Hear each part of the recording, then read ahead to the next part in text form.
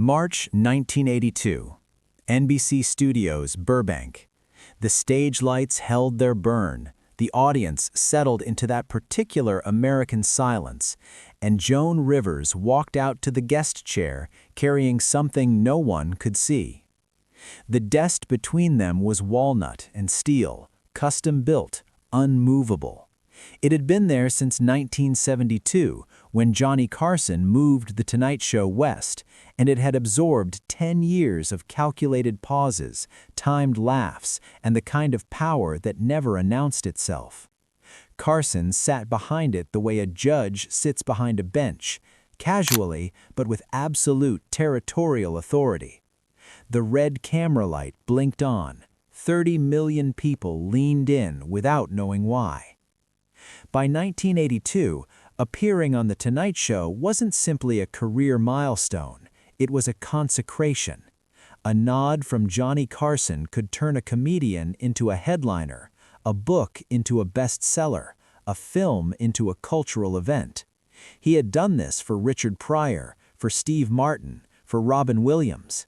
But he had also done the opposite: a cold interview, a withheld laugh, a failure to invite someone back to the couch after their stand-up set.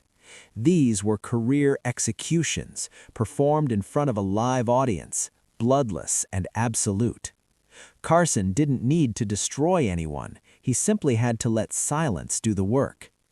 Joan Rivers knew this. She had been climbing toward this desk for nearly 2 decades, through Catskill resorts and Greenwich Village basements, through Tonight Show appearances as a guest comedian, through the careful construction of a persona that was loud, brash, self-deprecating, and surgically funny. She had learned to weaponize her own vulnerability, to turn every insecurity into a punchline before anyone else could. And Carson had rewarded her for it.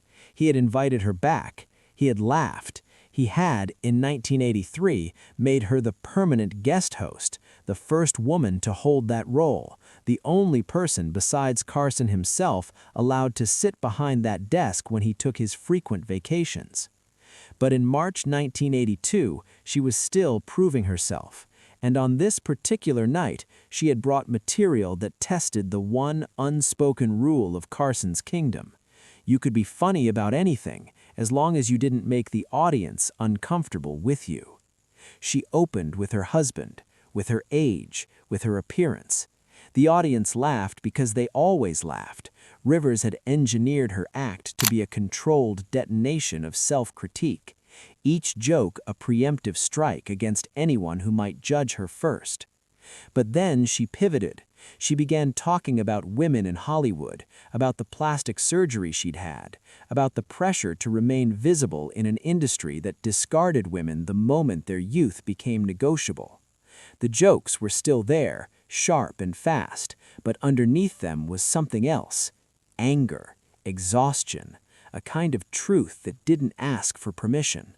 Carson watched. He did what he always did. He listened, he timed his reactions, he gave her space.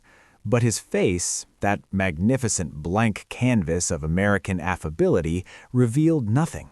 The audience laughed, but there were gaps now, hesitations. Rivers was walking a line, and everyone in Studio One could feel it. The power Johnny Carson wielded was not the power of censorship. NBC had standards departments for that, network executives who could pull a segment before it aired, delay buttons that could silence a word in real time. Carson's power was different. It was the power of validation. He could let a guest succeed or fail entirely on their own terms, and his refusal to intervene, to rescue, to redirect, to smooth over an awkward moment, was itself a judgment. When a comedian bombed on Carson's stage, he didn't cut them off. He let them finish. He let the silence expand. He let America watch. And on this night, as Rivers pushed further into her material, Carson made a choice. He didn't stop her. He didn't interrupt with a jovial redirect, didn't toss her a lifeline in the form of a question or a reaction shot that would shift the tone. He let her continue. He let her be exactly as raw and uncomfortable as she wanted to be, and in doing so, he let the audience decide. This was the invisible architecture of The Tonight Show. Carson had built a space where performance and authenticity appeared to coexist, where a guest could be spontaneous within a framework of absolute control. The show was live to tape, meaning it was recorded in front of an audience but could be edited before broadcast. Carson rarely used that power. He didn't need to. He had something more valuable: the ability to let a moment breathe, to let a guest hang themselves or save themselves, and to make that choice look like generosity. Joan Rivers had seen what happened to comedians who miscalculated.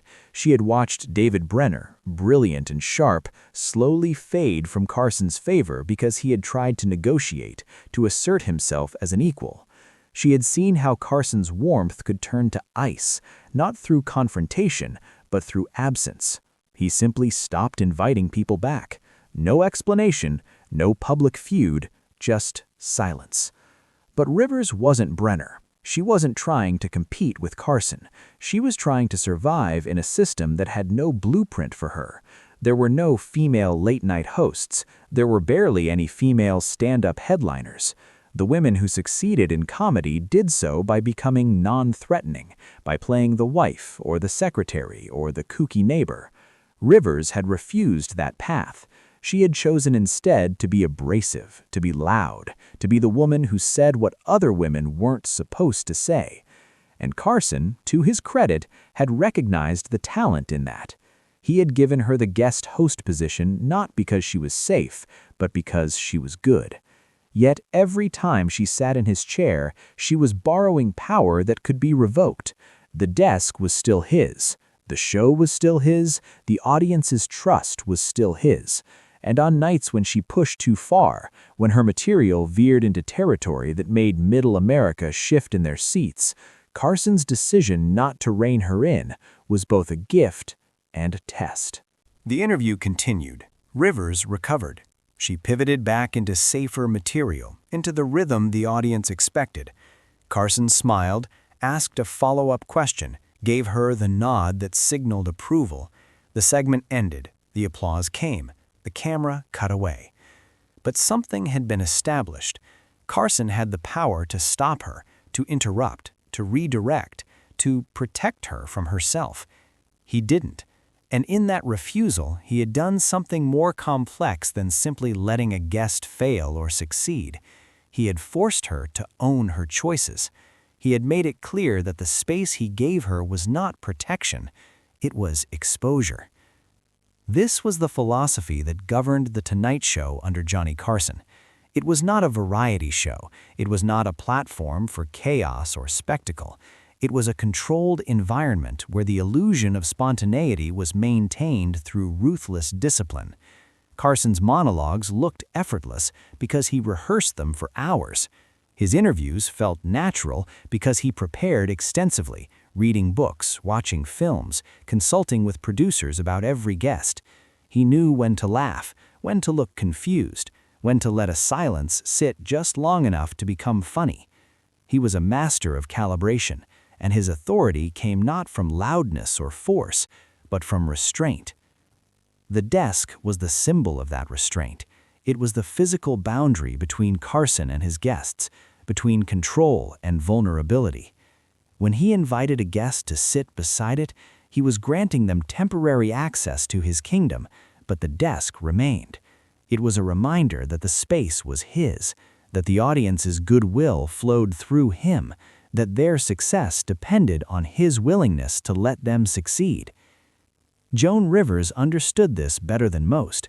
She had fought for every inch of territory she occupied in Carson's world, and she knew that her position was contingent on her ability to navigate his rules. When she became the permanent guest host in 1983, she didn't try to reinvent the show. She respected the format, the rhythm, the unspoken codes. She hosted the way Carson would have wanted, professionally, with discipline, with an understanding that the show was bigger than any individual. But in 1986, when Fox offered her a late-night show of her own, she made a decision that Carson could not forgive. She accepted the offer without telling him first. She was scheduled to guest host The Tonight Show and use that platform while negotiating her own competing program. When Carson found out, not from her but from the press, he did what he had always done. He didn't yell, he didn't issue a public statement, he simply erased her. He banned her from The Tonight Show, not temporarily, permanently. For the rest of his tenure, Joan Rivers was not allowed on that stage. When she called to apologize, he refused to take the call. When mutual friends tried to mediate, he declined. The woman who had been his most trusted guest host, who had filled his chair more than 100 times, was exiled. And the cruelest part was that Carson never explained himself publicly. He didn't need to. His silence was the explanation. In his world, loyalty was the unspoken currency, and she had broken the code. It didn't matter that she had her own ambitions, her own need to build something that wasn't contingent on his approval. What mattered was that she had left without asking permission, and in doing so, she had reminded America of something Carson never wanted them to see, that his generosity was conditional, that his warmth was a performance, that the power behind the desk was real. Joan Rivers' show on Fox failed within a year. Her husband, who had produced it, died by suicide. Her career collapsed. She rebuilt it, eventually, through sheer will and reinvention, but she never sat behind that desk again. And Carson never spoke to her. Not at industry events, not at award shows, not even in private. When he retired in 1992, after 30 years, after more than 4,000 episodes, after becoming the most trusted man in American entertainment, Joan Rivers was not invited to the farewell celebration. The desk remained. It was donated to the Smithsonian, where it sits now behind glass, a relic of an era when television was the center of American culture, when a single man could control access to fame with a nod or a silence. It looks smaller than it did on screen, as all symbols do when removed from their context, but the weight of it is still there, in the wood and steel, in the space it occupied for 2 decades, in the careers it made and unmade. Johnny Carson had the power to stop Joan Rivers that night in 1982 when she pushed her material too far, when she risked alienating the audience he had spent years cultivating. He didn't stop her. He let her walk the line. He let her be exactly who she was, in all her abrasive, brilliant, uncomfortable honesty. And in doing so, he taught her, and everyone watching, that the freedom he offered was not freedom at all. It was a test, and the only way to pass was to never forget whose show it was. The red light blinked off. The audience filed out into the California night, and America, as always, trusted Johnny Carson.